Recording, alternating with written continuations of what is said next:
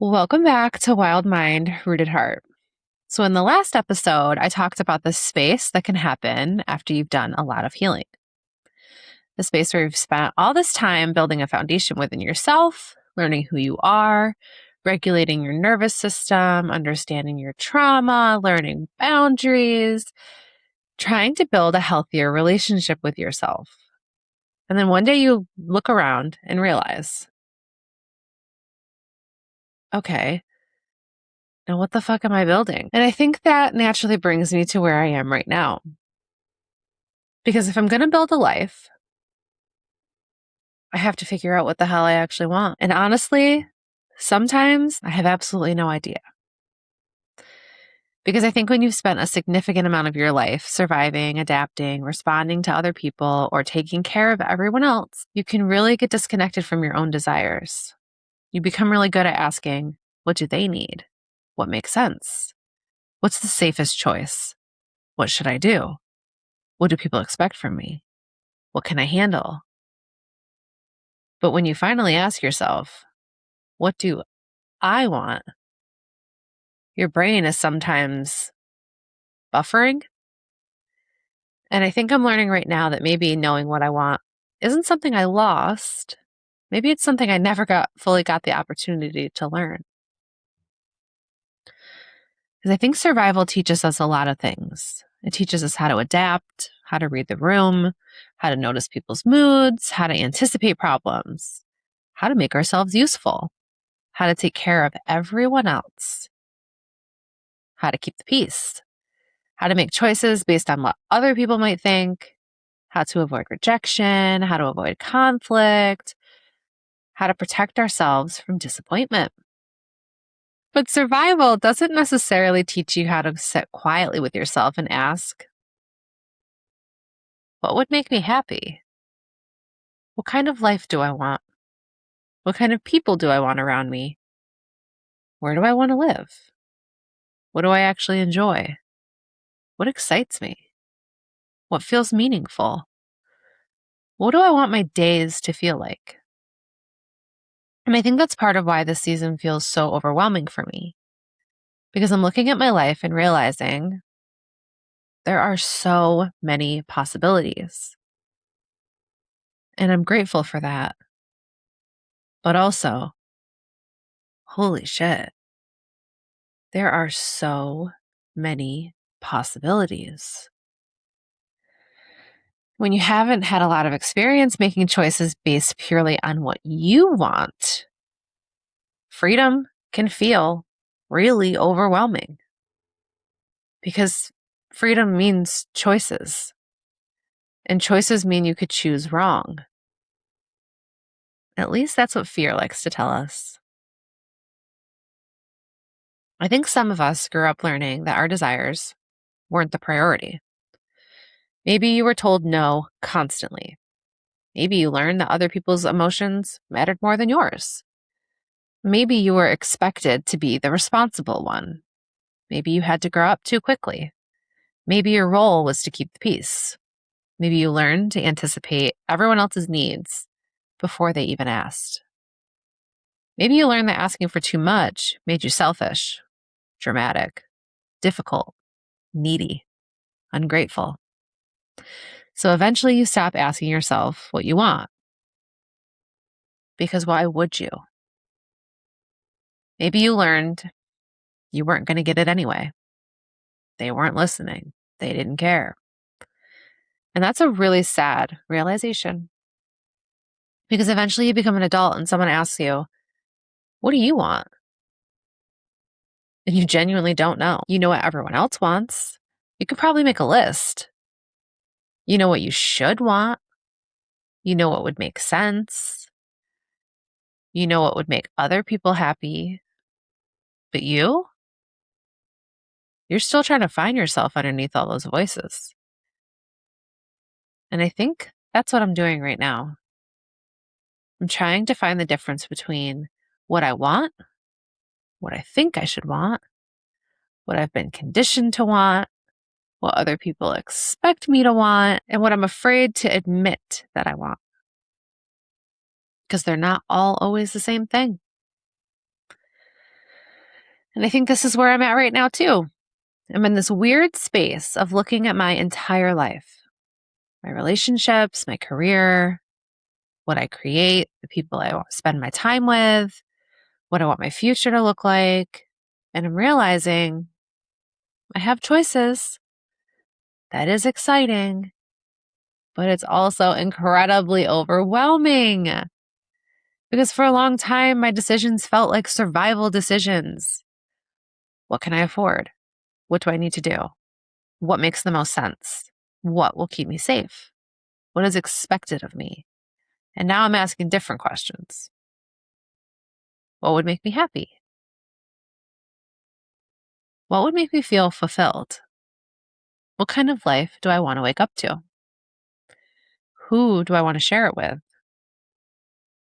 What kind of spaces do I want to occupy? What kind of work feels meaningful? What do I want my home to feel like? What do I want love to feel like? And I don't have all the answers. And I think that's something I want to be honest about in this podcast. I'm not always coming here because I have something figured out. Sometimes I'm coming here because I am figuring it out in real time with you. And maybe that's okay. Maybe I don't have to wait until I have the perfect conclusion to start talking about something. Because maybe there's value in witnessing someone while they're becoming, not just after they've become something. And here's something that I think has helped me. Maybe I don't know exactly what I want yet, but I know a lot of what I don't want. And that's information too. I don't want relationships where I constantly feel anxious, unseen, or afraid to express myself. I don't want to constantly make myself smaller to make other people comfortable. I don't want a life where I'm constantly trying to escape. I don't want to surround myself with people who cannot handle the full reality of me. I don't want to have to earn love by being useful. I don't want relationships where I lose myself. I don't want to keep making choices from fear. And sometimes our no can help us find our yes. You might not know exactly what you want your career to be, but maybe you know how you don't want to feel when you're working. You might not know exactly where you want to live, but maybe you know what kind of environment makes you feel more like yourself. You might not know exactly what your perfect relationship looks like, but maybe you know you want to feel safe, seen, respected, and loved. And that is still direction. You don't need to have the entire map. Sometimes you just need to know, I don't want to keep going that way. And that alone can help you turn towards something new. And I think another reason we sometimes disconnect from what we want is because wanting something can be scary. Because if you want something, you might not get it. If you dream something, it might not happen. If you love someone, you might lose them. If you let yourself hope, you might get disappointed. So sometimes it's easier not to want. Sometimes we stay detached from our desires because then we don't have to risk being hurt. And I feel this deeply because I am someone who loves with my whole being.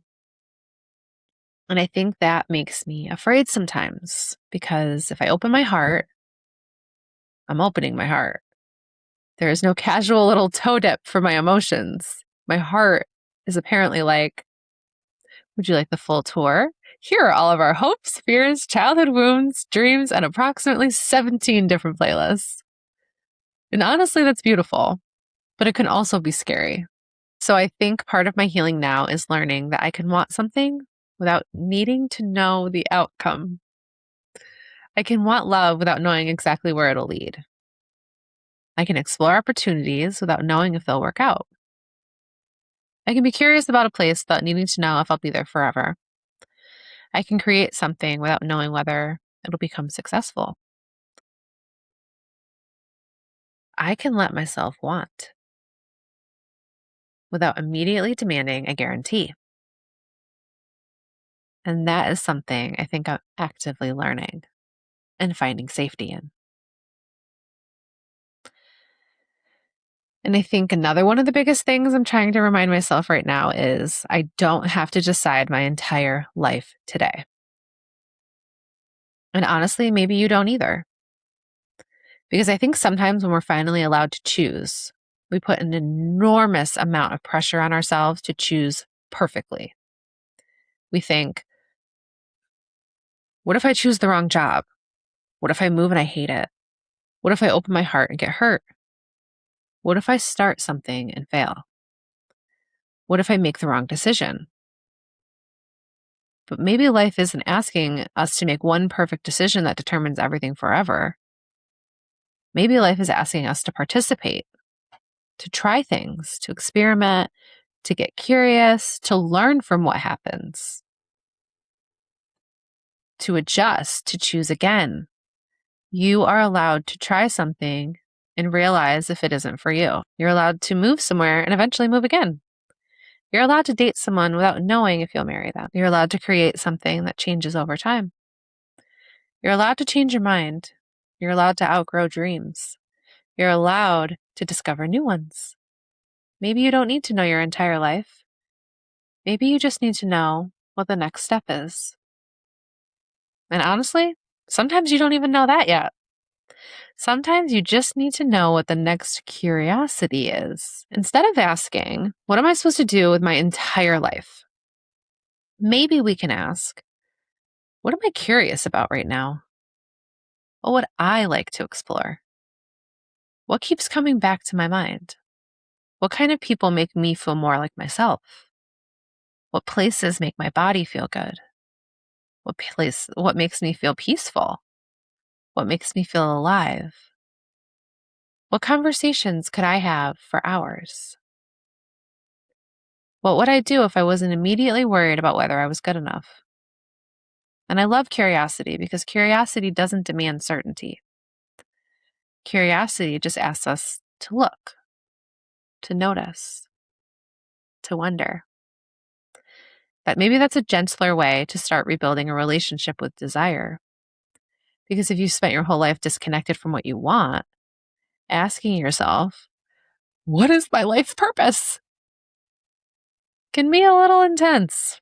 Your nervous system's like, ma'am, we are just trying to decide what's for dinner. So start smaller. What do I want to eat? What do I want to wear? What sounds good right now? What would I enjoy doing this weekend? What kind of music do I want to listen to? Do I actually want to go to this thing? Or do I feel obligated to? Small desires count because the more we practice listening to ourselves in the small things, the easier it may become to hear ourselves in the big things. And I think I'm learning that I don't always have to have a specific destination in mind. Sometimes I can start with a feeling. How do I want my life to feel for me? I want it to feel like home. I want peace. I want laughter. I want connection. I want people around me who actually see me. I want relationships where we can have hard conversations without feeling like everything is going to fall apart. I want to be in spaces where I don't have to shrink. I want people who can handle my big emotions without treating me like my emotions make me unlovable. I want to create. I want to be curious. I want to experience things. I want to love. And I want to feel loved. And honestly, sometimes that feels scary to admit because admitting what you want makes it real. But maybe it's okay that I don't have every logistical detail figured out. Maybe I can start by following the feeling. And maybe I can build from there. I think some of us need to hear this. You are allowed to want more. Not necessarily more stuff, not necessarily a bigger house or more money or things, but more life, more connection, more peace, more love, more support, more creativity, more adventure, more meaning. more people who see you. You are allowed to want relationships that feel better than the relationships you've experienced before. You are allowed to want a career that doesn't consume your entire soul. You are allowed to want to live somewhere different. You're allowed to want a different kind of life than the people around you. You're allowed to change. And maybe that's one of the most important things. You don't have to keep wanting what you wanted before or what you settled for before. You don't have to stay loyal to an old dream just because you once thought that was your future. You're allowed to grow. You're allowed to change your mind. You're allowed to want something new. So I don't know exactly what I'm doing right now. I don't know exactly what my entire future looks like. And I think I'm slowly making peace with that. Because maybe I don't need to know. Maybe right now my job is to just pay attention. To notice what feels like me, to notice what makes me shrink, to notice what expands me, to notice what makes me curious, to notice the people I feel safe around, to notice the places where I feel like I can breathe, to notice what I want without immediately judging myself for wanting it. And maybe that's the beginning. Maybe I don't need to know exactly where I'm going. Maybe I just need to keep learning how to listen to myself while I'm walking. Because for so long, survival told me where to go. Fear told me where to go. Other people told me where to go. And now I'm learning to ask myself, and maybe I won't always know. Maybe sometimes the answer will be, I don't know yet. But maybe that's okay. Because here's the thing, I can keep listening. I can keep exploring. I can keep becoming, and I can keep choosing. Maybe I don't need to have my entire life figured out. Maybe right now, I just need to keep learning how to want. And maybe that's enough. And here are some reflection questions for this week. What do I know I don't want anymore? And what might that be telling me about what I do want? If I knew I couldn't make the wrong choice, what would I be curious enough to explore? What is one small desire I can honor this week without needing to justify it to anyone?